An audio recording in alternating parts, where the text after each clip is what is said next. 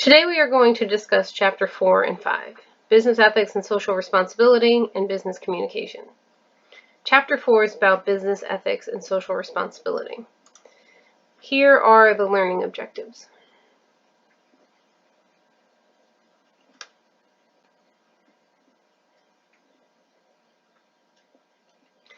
Most people know the difference between right and wrong. In any given situation, you can determine how you should behave. What would you do if you saw your friend's girlfriend or boyfriend on a date with someone else? What would you do if you saw a coworker stealing reams of copy paper to take home? Ethics are a set of beliefs about right and wrong that relate to an individual's day-to-day decision-making. Each individual's decision affects the entire organization. There are universal ethics standards in which there are norms of how people should behave across many situations. In business, there are ethics related to how people should conduct themselves while doing business. Ethical dilemmas arise when you need to make a decision that goes against your values. Keep in mind that just because something is unethical does not necessarily make it illegal. This slide shows examples of how business conduct can fall within legal and ethical dimensions. So there are legal situations that are actually unethical. There are legal and ethical situations.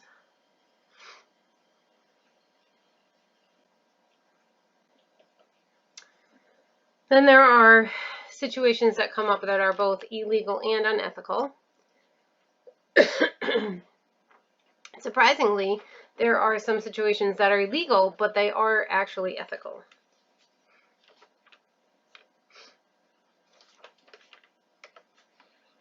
Too many people view ethics as relative. They think ethics changes depending on the situation. So here's an example. People think they should never lie, but they want to use a sick day to run some personal errands. They don't want to use up all of their vacation time. So they're technically lying because they're using sick time when they're not actually sick. So universal ethics standards have evolved as people have evolved and as business has evolved. What influences your ethical behavior? Most people's ethics are influenced by their personal needs, their family, their culture, their values, how they grew up, how they were brought up. And although each person must make his or her own ethical choices, the organization can have a significant influence on the quality of those decisions.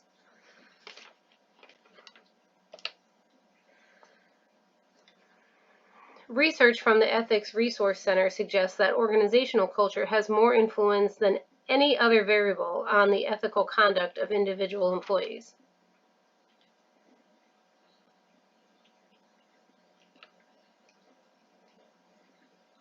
A strong organizational culture works in tandem with formal ethics programs to create and maintain ethical work environments.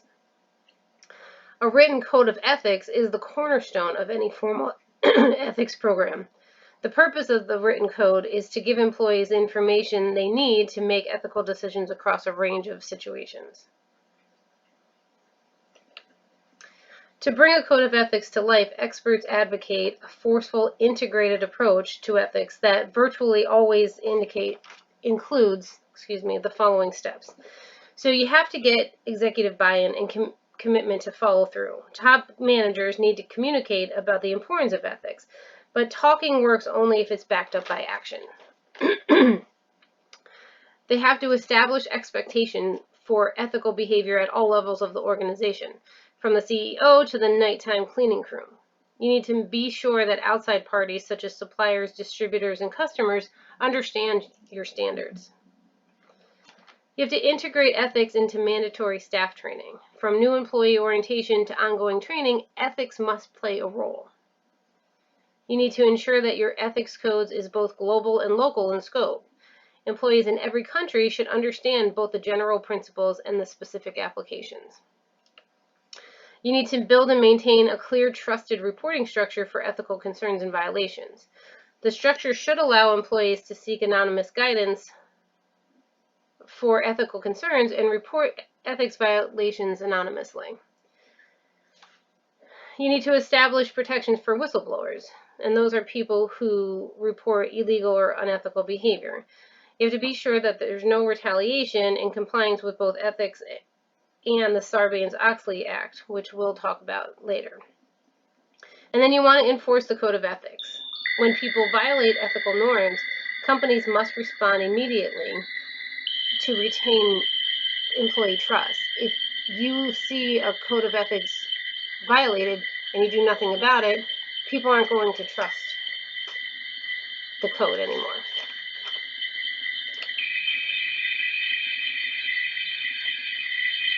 So let's move on to social responsibility. Social responsibility is the obligation of a business to contribute to society. Similar to ethics, the broad definition is clear, but specific implementation can be complex. Business approaches fall across this spectrum. Think about a company you work for now or have worked for in the past. Where would they fall on this spectrum?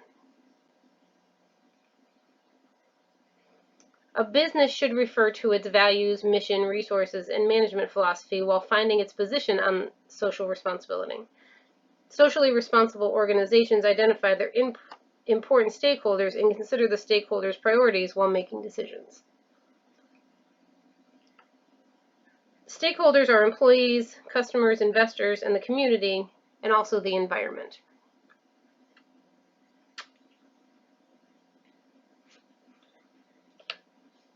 Businesses should deliver consumer value by providing quality products at a fair price. Businesses should also be honest and communicate well with their customers.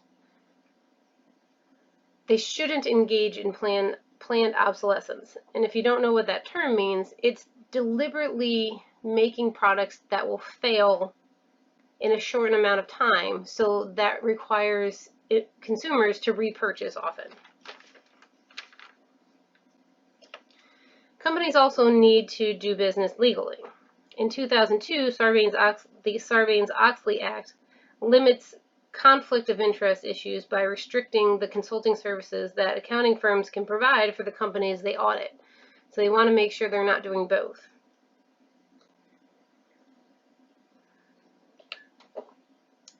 Beyond increasing everyone's standard of living, businesses can contribute to society in two main ways: philanthropy and responsibility. Corporate philanthropy includes donations of employee time, money, and products. Corporate responsibility is a policy that relates closely to philanthropy, but it focuses on the actions of the business itself rather than donations of time and money. Protecting the environment is perhaps the most crucial element of responsibility to the community. The results of sustainability programs have been impressive across a range of industries. The ultimate goal of a given business in this aspect is to become carbon neutral, so either to emit zero harmful gases or to counteract the impact of emissions by removing a comparable amount from the atmosphere through projects such as planting trees. Globalization has made ethics and social responsibility even more complicated for workers at every level. Bribery and corruption are among the most challenging issues faced by companies and individuals who are involved in international businesses. Codes of ethics work best with monitoring, enforcement, and a commitment to finding solutions that work for all parties involved. Many firms are monitoring themselves through the process of social audit. They establish social responsibility goals and then determine a process of evaluating those established goals. Activists, customers, investors, unions, environmentalists, and community groups keep a close watch on corporations and their social responsibilities. And there's a threat of government legislation that also can motivate many companies to regulate themselves.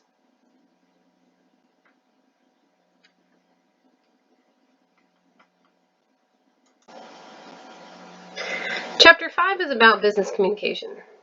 Think about the emails and texts you've written. Do you write personal emails differently than professional ones? If you do, what's different about them? So here are our learning outcomes for Chapter 5.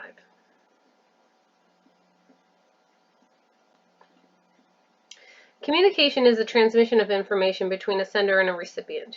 It could be one way where a person is talking at you and you are not responding or giving any feedback. It could be two-way. Both parties are responding back to each other and giving feedback after they're listening. Experts define noise in terms of communication barriers, which arise from a number of different forms. It could literally be noise from outside forces. It could be cars driving by. It could be music playing in the background. But it could also be you thinking about something else and not paying attention to what the person talking to you is talking about. It could be an email popping up on your computer distracting you from the person who's talking to you.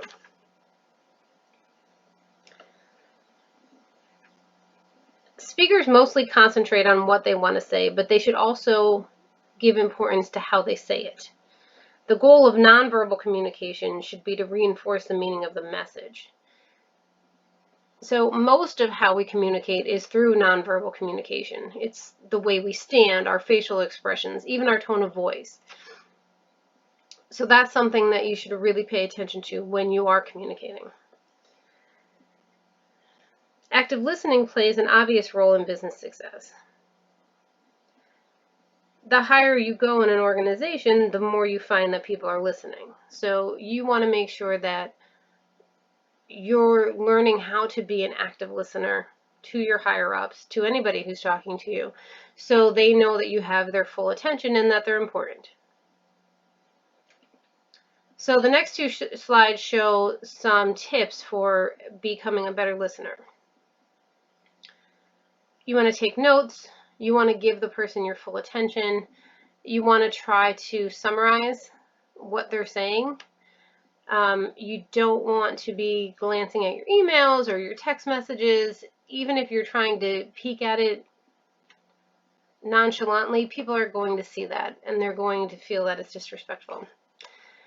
Try not to speak as soon as the other person stops speaking, because that indicates that you've just been waiting to talk, waiting for them to stop talking, instead of actually listening to their message and understanding it completely.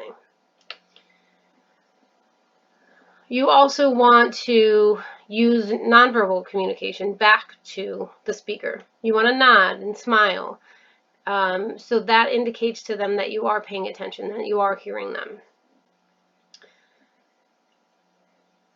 You also, with nonverbal, don't fidget, don't look bored, because then the person is going to feel that you're bored and not want to participate in the conversation. Don't pick up your phone, don't look at your phone, try not to have interruptions.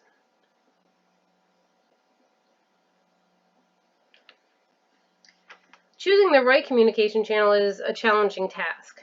Some of the most common communication channels are email, text, voicemail, social media. But speakers need to keep in mind the needs and expectations of their listeners.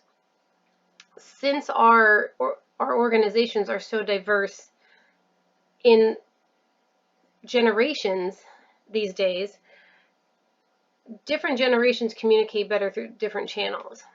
Older generations still like to use the phone for actually talking to somebody, whereas younger generations tend to use their phones for text messaging and social media.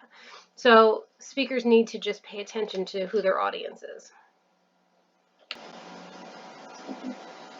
Analysis and consideration of the audience according to the expectations, education, and profession give the speaker a crucial edge in developing the message that works.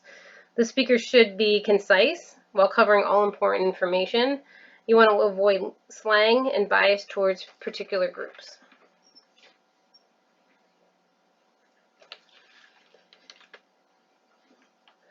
So when it's possible, you want to use an active voice. An active voice facilitates direct, powerful, and concise communication and is used when the subject of the sentence is doing the action. Using an active voice also shows accountability that creates a deeper trust between the speaker and the audience. Passive voice is used when the subject of the sentence is not doing the action described by the verb.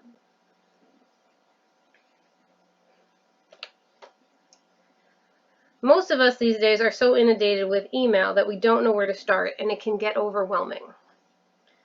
So your challenge as a writer is to make your message a must-read, with the starting point being the needs of the audience. To strike the right tone for any given message, you can choose from a variety of conversational styles, from formal to chatty. You want to use common words, the active voice, personal pronouns, and contractions that help writers write effective messages. Be aware of grammatical errors because they distract the readers and lessen the credibility of the writer. It's good to put things in headings and bullets because then it's more concise and people go right to that information. So think about what people's number one fear is. For most people, it's public speaking. As with most communication, finding the needs of the audience is the best place to begin. It's hard to do that sometimes with a verbal presentation because you may have a large audience and you don't know what all of their needs are.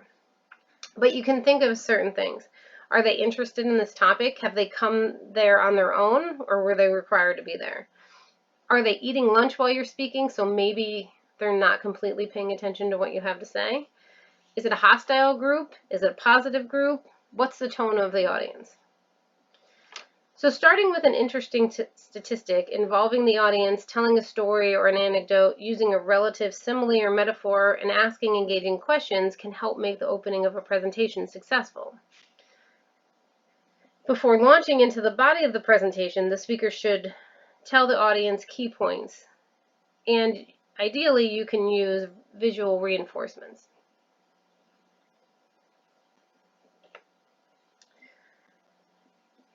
The speaker should support the conclusion with his or her body language. You want to make sure that the audience has a signal to know that you're preparing to end the conversation. Preparing for the presentation gives a sense of confidence to the speaker, improving their dynamic delivery skills. The best tip for handling questions during your presentation is be prepared.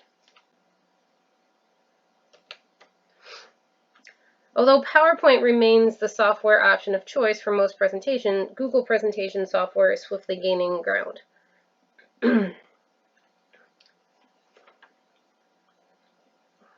Most people are a bit nervous when they do a verbal presentation, but experts say that some nervousness can be helpful and it can make the speaker have a better presentation. If hostility arises, it can be surprisingly easy to handle. You just need to stay calm and professional. You can agree to disagree and then just move on. You don't want to keep going back to the point. And if you're going to incorporate humor in a business presentation, you need to make sure that the jokes are appropriate and still relevant. Studies show that visual presentations are more impactful than oral presentations. If you use a combination of both oral and visual, it can be much more effective. So here are some tips for delivering a dynamic presentation. First and foremost, you need to practice. Know your material, but don't memorize it word for word. You want to be making eye contact at least 50% of the time with your audience members. You want to keep in mind your nonverbal communication. So you want to vary your tone of voice, your facial expression, your body language. You can keep notes, but keep them hidden, keep them inconspicuous. Stick to your allotted time. So if they give you 25 minutes, stick to the 25 minutes, and you can practice your timing beforehand. While you're doing this, while you're practicing, you want to slow down and listen to yourself. You want to make sure that you get the timing right. When you're going up and doing the speech, sometimes people tend to get faster. So you want to be listening to yourself while you're doing the presentation so you can regulate your speed. You can use general or natural gestures. Some people feel uncomfortable using their hands a lot when they're speaking, but if it's natural to you, it's fine. And then again, make sure that you practice. So that's all for chapters 4 and 5. I'm always here. If you have questions, please just send me an email. I'm here to help. And have a great week.